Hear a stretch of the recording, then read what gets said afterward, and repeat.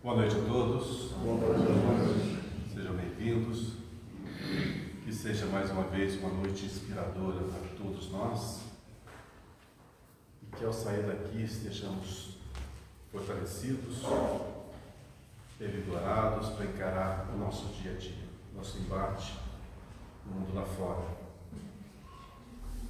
Como de costume, nós vamos fechar os olhos por alguns instantes e tentar passar a esponja, limpando a nossa mente de todas as aflições que nós tivemos no dia, na semana, para que possamos apenas nos concentrar nesse instante em que estamos aqui vivendo.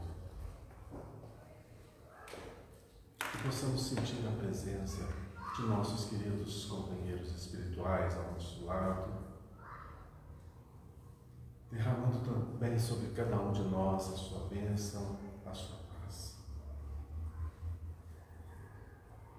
Aproveitamos o ensejo para que nessa noite todos os elos do coração que nos ligam aos nossos entes queridos que já partiram dessa vida física, que possam ser estreitados nesse instante, através da prece, através do bom pensamento. Sabemos que nesse universo nós estamos todos interligados e que a morte nada mais é do que um breve até logo. Tudo passa nessa vida, as distâncias vão ser encurtadas e tudo colabora para que no final saímos vitoriosos e radiantes dessa empreitada. Que Deus nos inspire nessa noite mais uma vez, nos ampare, nos fortalece e nos guie nas sendas do bem, dando-nos o sublime norte do Evangelho para que possamos bem vivê-lo e compreender. Que Deus nos inspire e abençoe, hoje, agora e sempre. Que assim seja. Não percas a tua fé entre as sombras do mundo, mesmo que seus pés estejam sangrando. Segue para frente, erguendo a tua luz celeste acima de ti mesmo. Crê e trabalha, esforça-te no bem e espera com paciência. Tudo passa, tudo se renova na terra, mas o que vem do céu permanecerá. De todos os infelizes, os mais desditosos são aqueles que perderam a confiança em Deus e em si mesmos. Pois o maior infortúnio é sofrer a privação da fé e prosseguir no bem. Eleva, pois, o teu olhar e caminha, luta e serve, aprende e adianta-te. Brilha a alvorada além da noite. Hoje é possível que a tempestade te amargue o coração, tormentando-te os ideais, aguilhando-te com a aflição ou ameaçando-te com a morte. Não te esqueças, porém, de que amanhã será um outro dia. Que assim seja. Em 1963, Chico Xavier trouxe para a doutrina espírita mais um livro, 74º livro, chamado Ideal Espírita. É uma coletânea de mensagens de diversos espíritos, entre eles André Luiz, Emmanuel, principalmente, que, como o próprio título diz, menciona sobre o ideal da doutrina espírita, o ideal que ela nos ensina. E a gente já perguntou assim, qual que é o nosso ideal? O que eu quero da minha vida? Por que eu estou aqui? Qual o motivo de eu estar nesse mundo? Qual o motivo de estar em convivência com tais pessoas? Nós já fizemos essa pergunta para nós mesmos?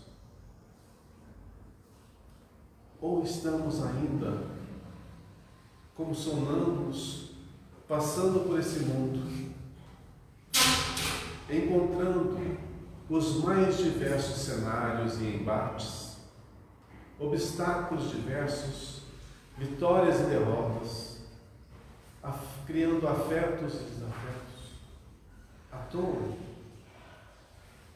Não tem um porquê, um algo maior por trás disso. E o que nós destinamos para a nossa existência? Esperando continuamente que o alto nos brinde com as mais belas bem-aventuranças, sem fazer o mínimo esforço? Será que é essa a ideia? De forma alguma. Como estamos falando de doutrina espírita, qual o ideal nosso na doutrina espírita? Então nós vamos citar algumas no dia de hoje. Espero que cale fundo realmente no coração de cada um, que façam despertar, faça aguçar a curiosidade e faça realmente pensar um pouquinho nas suas atitudes, nos seus pensamentos, nos seus ideais. Uma das coisas mais importantes que a doutrina nos conclama é a reforma íntima. E o que se trata então de reforma íntima? Todos nós somos detentores ainda de muitas imperfeições, de muitas. E somos, desculpa a palavra que eu vou empregar, mas é a pura realidade, nós somos muito ignorantes ainda. Ignorantes não no sentido pejorativo da palavra, mas somos ignorantes por ignorar, por desconhecer.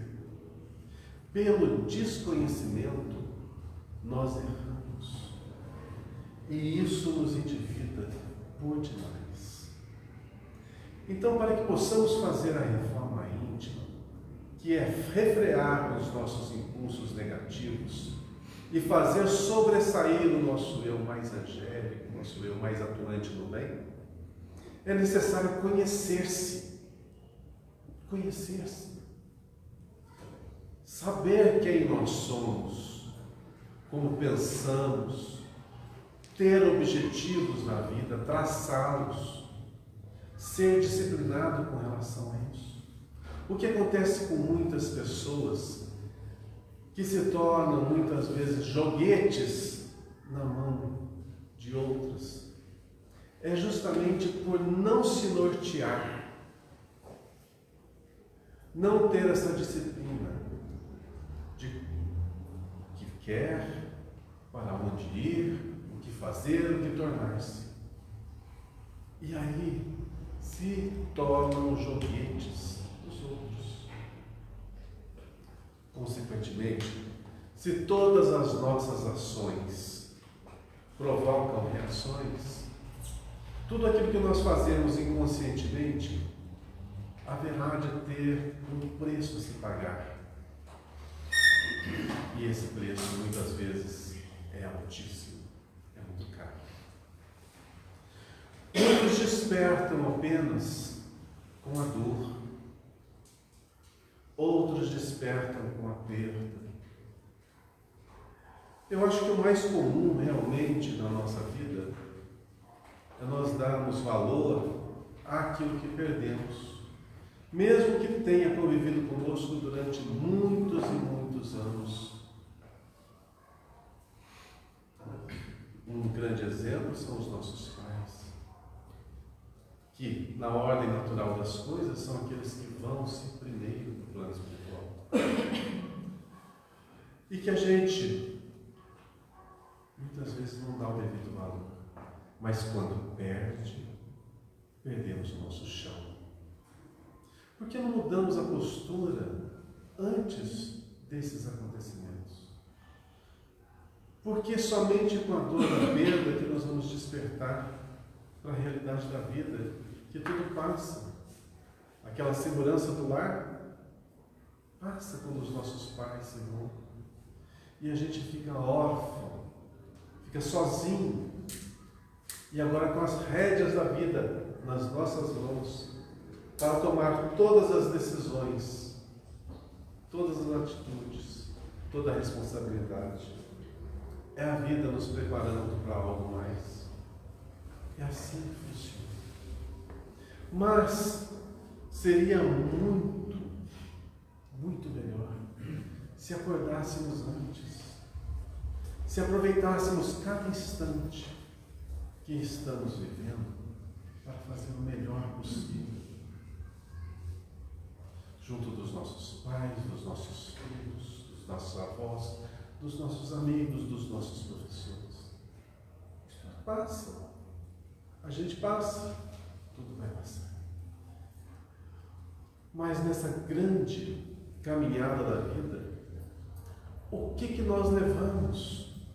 Levamos as pessoas conosco? Não. Levamos os nossos bens? Não. O que angariamos? Duas coisas são essenciais para o nosso desenvolvimento, que é justamente a melhoria moral, a nossa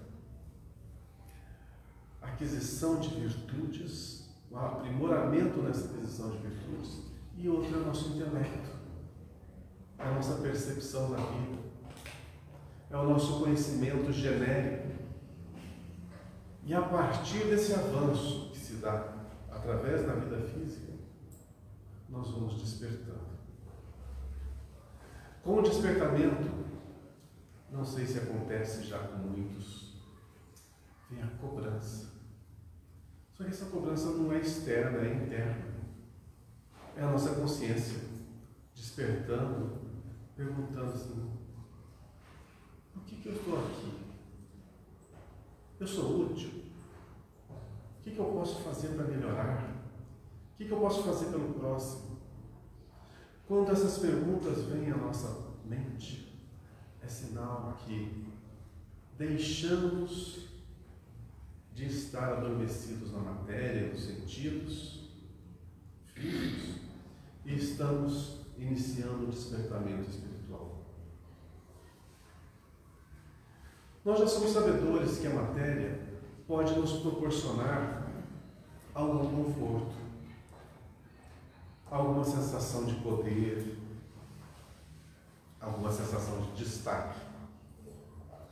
Porém, sabemos que depois de adquirido, ele perde totalmente o valor e queremos algo mais. É a tal da felicidade ilusória. Aliás, matéria é pura ilusão. Falar isso antigamente seria uma heresia, mas nos dias atuais, vamos dizer que é algo contemporâneo, faz parte do nível que nós estamos vivendo, o nível de entendimento. Sabemos que essa matéria que nós estamos revestidos, ela não é o que parece. E ela vai se diluir, ela vai se desvanecer. Mas o que vai permanecer? Nós chamamos o nosso espírito. Né? O nosso espírito é imortal. É ele que vai ficar. E ele que tem todas as propriedades. Ele que vai levar todas as nossas aquisições, toda a nossa bagagem, todo o nosso conhecimento, todos os nossos amores e todos os nossos rancores, todas as nossas felicidades, todos os nossos pesares. É a essência viva. É ali onde tudo fica gravado. E uma vez que a matéria desaparece, fica a essência. Imaginem tê-la altamente comprometida com o erro, altamente comprometida com equívocos extremamente dolorosos. Como conseguiremos conviver com isso? Para que tal não aconteça, é necessário darmos um norte à nossa vida. é necessário que nós saibamos o que queremos, o que devemos fazer, qual o sentido de tudo. Vamos regressar um pouquinho na história da humanidade, há uns 3.000 anos atrás. O que era importante nessa época? Sobreviver. Eram raros, pouquíssimos os que tinham o poder, e mesmo assim viviam em constante ameaça, em constante perigo. A belicosidade, a brutalidade era tão intensa, tão tamanha, que ninguém tinha paz, ninguém tinha sossego. E qual o ponto positivo desta era? Quando, nas eras mais primitivas, a luta pela sobrevivência ela estimula o quê? O raciocínio, a inteligência, o desenvolvimento da parte intelectual do homem. Então, quanto mais primitivos, mais será estimulada essa região. No reino animal é puramente isso, lei da sobrevivência. Já no reino nominal primitivo, há uma mescla.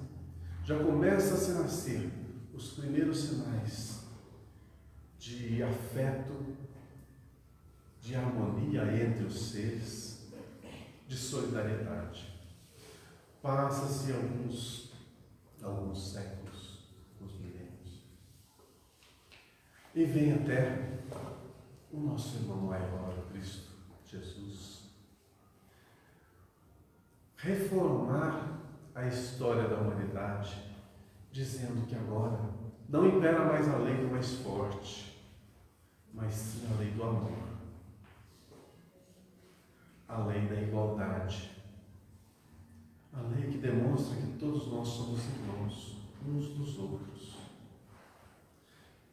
a lei que fala que nós temos responsabilidade uns para com os outros, e que tudo aquilo que nós fizermos ao semelhante, estaremos fazendo para nós mesmos. Passam-se séculos e essa história, esse evento, é ocultado pela legião das sombras, que se pairou sobre esse planeta durante muito e muito tempo. Até que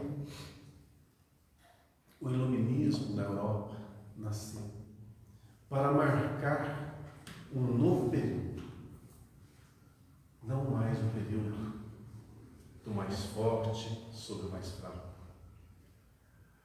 não um período do levar a vantagem, mas de se depurar, apurar a sensibilidade,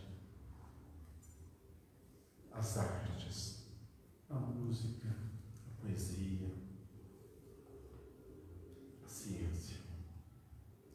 O mundo dá mostras de que está mudando com o iluminismo e deixa um grande legado que até os nossos dias atuais, muita coisa nós não conseguimos sequer copiar, de tão grandioso que foi. Quantas e quantas músicas belíssimas, quantas e quantas pinturas inigualáveis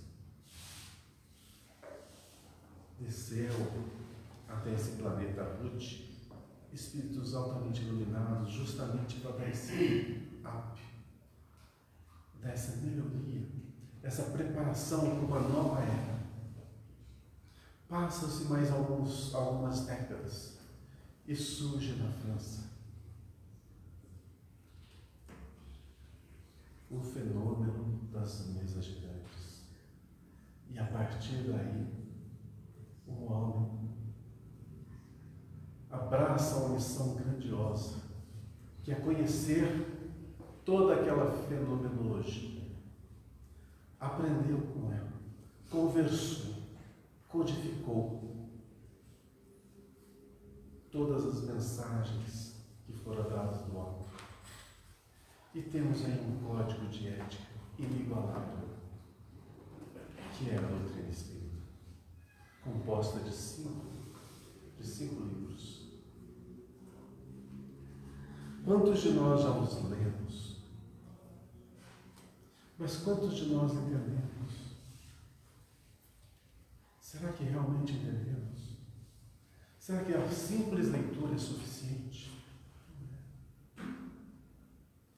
É necessária a vivência. É necessário pegar aquela essência que ele está e aplicar na nossa vida. Mas o conteúdo é imenso. Numa vida, não conseguiremos de forma alguma. Batemos e erramos na assimilação das ideias, na interpretação ou na colocação em prática na nossa vida. Mas mesmo assim, a misericórdia do alto sempre esteve conosco, compreendendo as nossas limitações. E passa-se o tempo e nós voltamos à esfera terrestre para aprender, reaprender as grandiosas lições. E hoje aqui nos encontramos. Quantos séculos se passaram? Quantas vezes já estivemos todos emanados? Ora do mesmo lado, ora como adversários, ora socorrendo, ora sendo socorridos.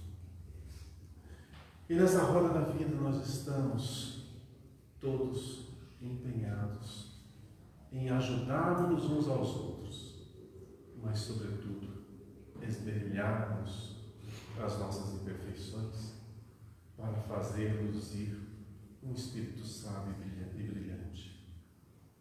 A doutrina espírita cede-nos uma alta gama de conhecimentos para que possam ser inspiradores na nossa vida. Seja no âmbito filosófico, religioso, científico. Mas se eu tiver que destacar qual a prioridade, eu sempre vou dar destaque à reforma íntima, à melhoria dos nossos sentimentos, o aprimoramento das nossas virtudes, para que essas possam constituir-se a base do nosso ser. Geralmente, quando tomamos um caminho diverso disso, queremos desenvolver o nosso intelecto em primeiro plano, nos perdemos, às vezes, por causa do orgulho e da vaidade que ainda estão arraigados em nosso ser. E o conhecimento passa a ser o quê? Um troféu que exibimos através da nossa vaidade, orgulho e prepotência. Por isso, a primeira coisa que devemos fazer é reformarmos os nossos sentimentos. Sermos bons, sermos atuantes do bem, sermos realmente fraternos. E o exercício é simples. Escrevamos no papelzinho todas as virtudes existentes. Eu lembro que na apostila do estudo sistematizado, que foi ministrado alguns anos atrás aqui, tinha uma listinha de virtudes. Se eu não me engano, contavam 24 virtudes. E aí, a gente poderia pegar assim, vamos lá, paciência. Primeira, de 1 a 10, quanto que está a nossa paciência? Peguei pesado, logo de cara, né? Eu sei. Foi de propósito. Mas um ponto que eu posso dar a favor nosso: caridade. Em que ponto que está a nossa caridade para o próximo? Eu tenho certeza que a maioria de nós somos pessoas boas, que se condói com a dor do outro, sente quando alguém está passando por duras provas, sente aquela dor, mesmo que indiretamente.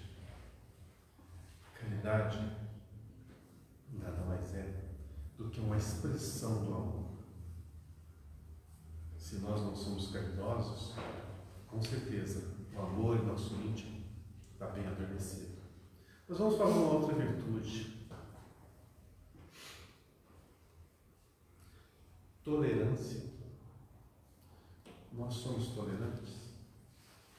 Nós toleramos as imperfeições dos outros? Nós toleramos as nossas próprias imperfeições? Vamos em frente. Fraternidade. Conseguimos criar um âmbito fraterno aonde estivermos? Seja no nosso lar, seja no nosso trabalho, seja no nosso estudo, seja no convívio social, de que forma for. Há fraternidade, há elos de ligação entre as pessoas. Nós conseguimos estreitar esses elos. Benevolência. Empatia. Mansuetude. Perdão. Perdoar. Quando nós conseguimos aquilatar em que nível nós estamos na aquisição dessas virtudes, a gente pode bem trabalhar nessa reforma íntima, sabendo aonde devemos esmerilhar, aonde nós devemos nos aperfeiçoar mais.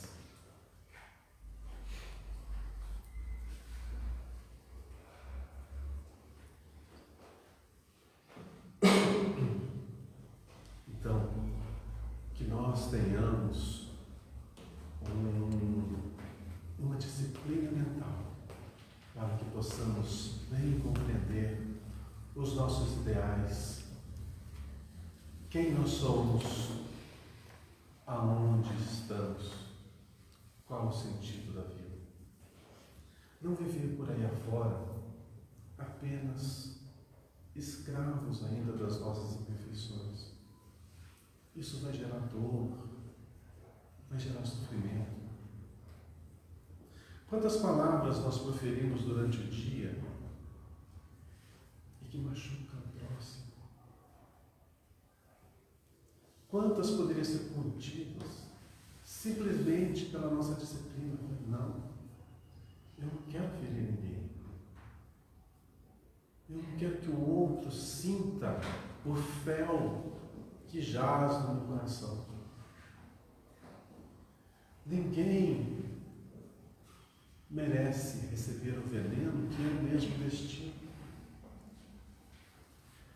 Se tem que se doar alguma coisa para o próximo, que seja algo fraterno, que seja bom e que seja salutar. Tudo que criarmos de espinheiros, com toda certeza, na nossa caminhada, irão ferir-nos. Mas todas as flores que nós plantarmos irão aromatizar e tornar mais bela a nossa jornada.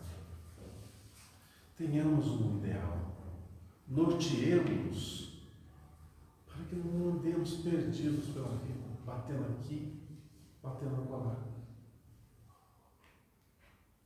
Olha, um dos maiores equívocos da humanidade é pensar que nós somos marionetes colocadas nesse mundo e que já temos um destino traçado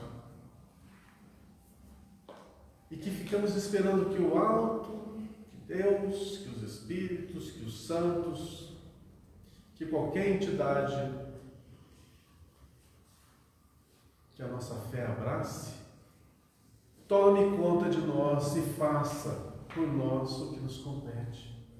Esse equívoco tem que ser corrigido. Nós precisamos saber que há uma responsabilidade no viver e um grande empréstimo a se pagar. Porque quando viemos a esse mundo, muitos endossaram a nossa vida. E devemos muito a esses o êxito da nossa jornada ou os equívocos da nossa derrocada. O que é melhor é conviver em harmonia e paz. E que esse ideal nosso, humano, seja sempre viver na prática do bem, segundo o Evangelho, segundo todos os magníficos exemplos que o Cristo nos concedeu. Que Ele nos inspire, que Ele nos abençoe, que Ele esteja sempre vivo na nossa mente e que seus exemplos sejam inspiradores para que as nossas ações se concretizem. Que Deus abençoe e ilumine, Pai, hoje, agora e sempre.